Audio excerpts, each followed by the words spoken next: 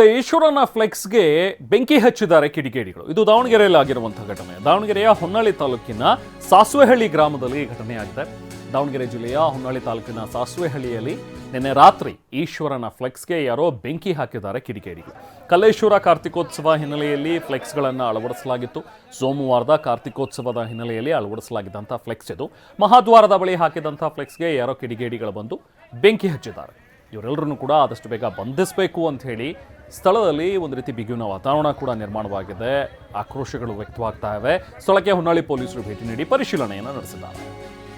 ಇನ್ನು ಕಿಡಿಗೇಡಿಗಳಿಂದ ಈ ಈಶ್ವರನ ಫ್ಲೆಕ್ಸ್ಗೆ ಬೆಂಕಿ ಹಚ್ಚಿದಂಥ ಪ್ರಕರಣಕ್ಕೆ ಸಂಬಂಧಪಟ್ಟಂತೆ ಸ್ಥಳದಲ್ಲಿದ್ದಂಥ ಅನ್ಯ ಕೋಮಿನ ಬಾವುಟವನ್ನು ಕೂಡ ಈಗ ತೆರವುಗೊಳಿಸಲಾಗಿದೆ. ಸ್ಥಳಕ್ಕೆ ಮಾಜಿ ಸಚಿವ ಎಂಪಿ ರೇಣುಕಾಚಾರ್ಯ ಭೇಟಿ ಕೊಟ್ಟಿದ್ದಾರೆ.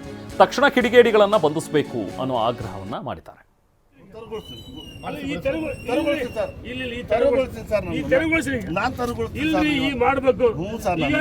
ಒಂದು ನೀವೇ ನಿಮ್ ಕೈಯಲ್ಲಿ ಮಾಡಿ, ಇಲ್ಲ ನಾವೇ ತೆರವುಗೊಳಿಸ್ತೀವಿ. ಈ ತೆರವುಗೊಳಿಸಿ ಈಗ ಹಿಂಗ ಆಗಲ್ರಿ. ಈ ತೆರವುಗೊಳಿಸಿ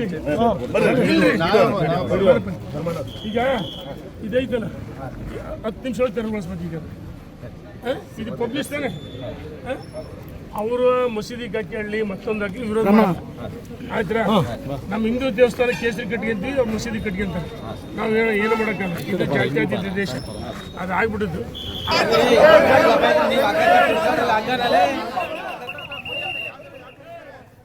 ಸೊ ಬೇರೆ ಒಂದು ಹಸಿರು ಬಾವುಟ ಏನಿತ್ತು ಅದನ್ನು ಈಗ ತೆಗೆಸ್ತಾ ಇದ್ದಾರೆ. ಅಲ್ಲಿ ರೇಣುಕಾಚಾರ್ಯ ಅವರು ಹೋಗಿದ್ರು, ಅದು ಹೇಳಿದ್ರು ಇಲ್ಲಿ 10 ನಿಮಿಷದಲ್ಲಿ ತೆಗಿಬೇಕು ಅಂತ. ಅದಾದ ನಂತರ ಅದು ಬಾವುಟವನ್ನು ತೆರವುಗೊಳಿಸಿದ್ರು. ರೇಣುಕಾಚಾರ್ಯ ಅವರು ತುಂಬ ಚೆನ್ನಾಗಿ ಅಲ್ಲಿ ಹೇಳ್ತಾ ಇದ್ರು, ನಮ್ಮ ದೇಶ ಜಾತ್ಯತೀತ ರಾಷ್ಟ್ರ, ಸೊ ಹಂಗಾಗಿ ಅಲ್ಲಿ ಮಸೀದಿನೂ ಕಟ್ಬೋದು, ಮಂದಿರನೂ ಕಟ್ಬೋದು, ಹಂಗಾಗ್ಬಿಟ್ಟಿದೆ ಪರಿಸ್ಥಿತಿ ಅನ್ನೋದನ್ನೇನೋ ಹೇಳ್ತಾ ಇದ್ರು ರೇಣುಕಾಚಾರ್ಯ ಅವರು. ಇದು ರೇಣುಕಾಚಾರ್ಯ ಅವರ ಮಾತುಗಳು.